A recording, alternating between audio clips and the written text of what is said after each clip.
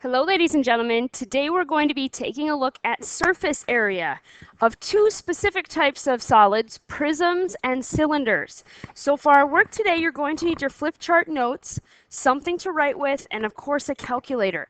All of the notes will be going into that flip chart today, okay? So you're just going to write one example in there, maybe a little definition of what a prism or a cylinder is, but that's it, okay? That's all that needs to go inside there. So let's start. How about this is a little picture of your foldable that we're talking about. You have the front filled out, polyhedron, the theorem that we talked about for faces, vertices, edges. That's all filled out on the front.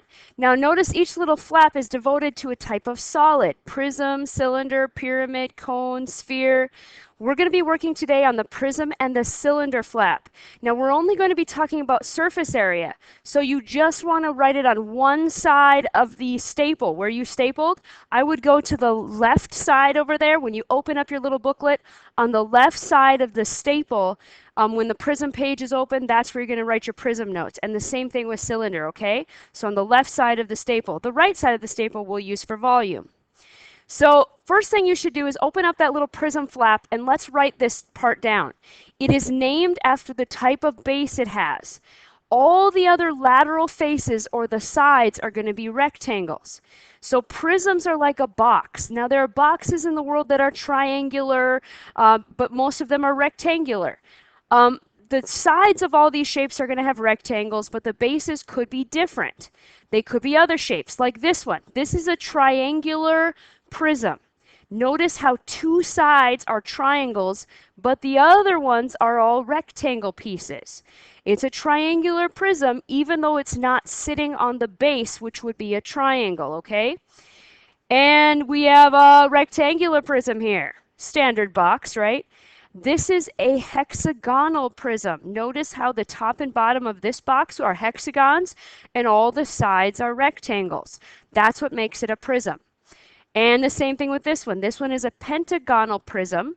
Okay, it has a pentagon for the front and back, but all the other pieces all the way around are rectangles. That's what makes it a prism. So how do you find the surface area of prisms then? Well, the surface area, like we've been talking about, is just the total area of all the surfaces that would be around it. So if I had a box or a prism like this, where it's a rectangular prism, where you have a rectangle on the top and bottom and rectangles all the way around the sides, what I would do is think about this all split apart into all the little rectangles that he's made of. So I'd have to find 6 areas here and add them all together to find the total of that surface area. So let's try one like this. Remember, we're inside your little foldable, right on that left side of the staple, where you wrote your definition of what a prism was. Right underneath there, we're going to put one example in there on that whole flap, okay? So one example goes there. You can draw it as big as you want, and that's all we're going to write in that one spot, okay? So this is number 1. We need to find the surface area of the right prism. Okay, so here's our beautiful prism, ladies and gentlemen. What type of prism is it? It's a triangular prism because it has that triangle front and back there, and all the other sides are rectangles. So what do we need to do to find the surface area? We need to find the areas of all the sides and add them together. There would be 5 total. There's triangle in front and back. There's a rectangle on the 2 sides and a rectangle on the bottom as well. So let's start with the triangle in the front. How would we find the area of just that triangle? I'm going to pull that triangle off up here so we can see what's going on. These are all the same and they are all 5 centimeters. Now if you remember, triangles have an area formula. Area equals 1/2 base times height, or I think I told you, and we've been working with base times height divided by 2. Same deal. Do we have the base of this triangle? Yes, we do. Do we have the height of this triangle? No, we do not. So we will be finding the height of that triangle. Okay, so make sure that you have this picture drawn in your notes, the picture of the prism, and also that triangle that we're about to find the area of. So how do we find the height of this triangle here? Well, I'm going to draw him in. This is where your SOHCAHTOA comes in. Since this is a triangle, there's 180 degrees. You divide it by 3. This is a 60-degree angle right here. So that means that this side down here is also 2.5 centimeters. And what I'm looking for is this height right here. So what would I do to find that? I'd set up a little tangent or sine or cosine. In this case, it's tangent. So I do tangent of 60 equals opposite over adjacent. So I type in tangent of 60 in my calculator, and I take it times 2.5, and it says the x, or the height, is 4.33. So now if I finish finding the area of that triangle, area equals base times height divided by 2. So area equals, what's the base of the big triangle now? Not just the little half, but the big triangle. That's what we're trying to find the area of. The base is 5. The height is 4.33. And I'm going to multiply those two and divide them by 2. So times 5, divide by 2.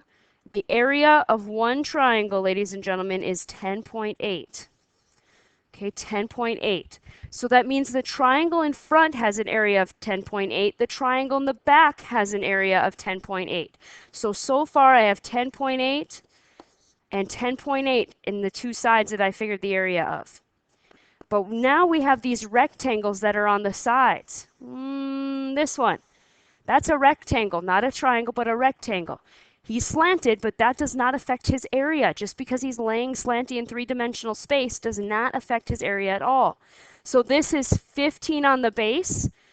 Looks like the height of my rectangle would be 5, because if I draw my rectangle taken off of my sides here, it would look like this. So 15 by 5. What's 15 times 5? 75. So one rectangle has an area of 75. Would the rectangle in the back that we don't see have the same area? Yeah, he'd still be 5 this way and 15 this way. So he'd have the same area. And what about the one on the bottom? He'd also be 5 by 15. So he'd have the same area. So here are the 5 areas, and now I just need to find that total. So I'm going to add all those up.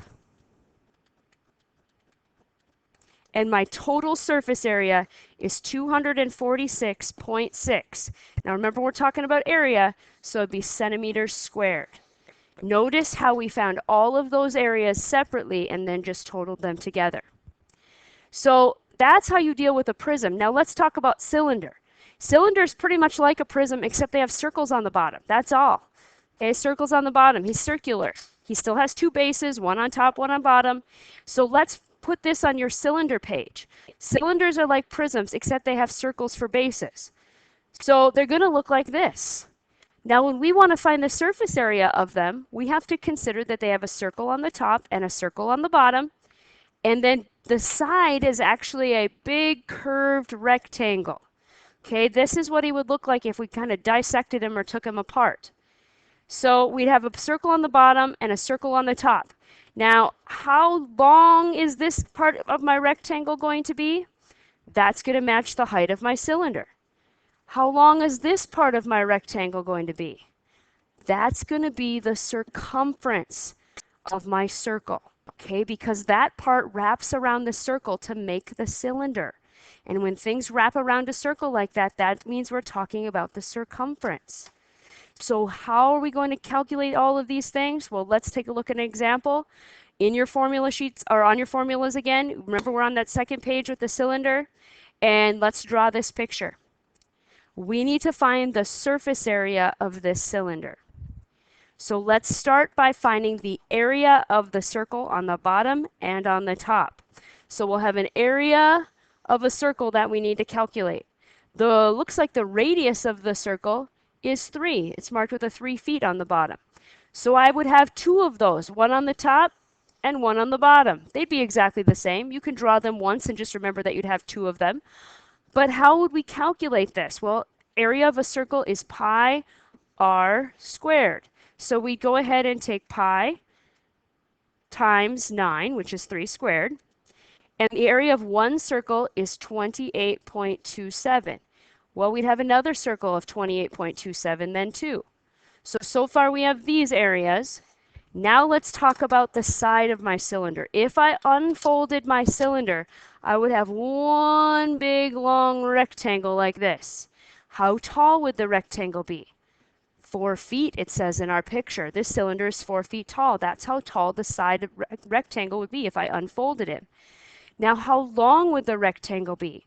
The length of the rectangle is always going to equal the circumference of the circle. So this is going to be 2 pi r, and in our case, the r is 3.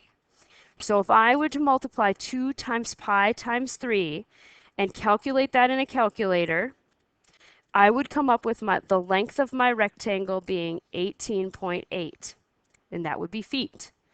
So how do you find the area of those? Well, you just multiply length times width or base times height. So I'm just going to take that times 4, and all of a sudden we have an area for my rectangle of 75.4-ish, okay? So now I can find a total for all 3 of my areas. The 2 circles on the top and the rectangle on the bottom, add those all up.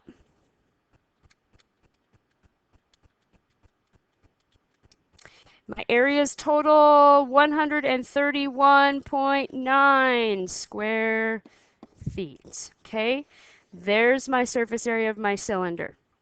So to find these problems or to figure them out, we're going to be thinking about all their pieces and using those pieces to help us calculate our surface area.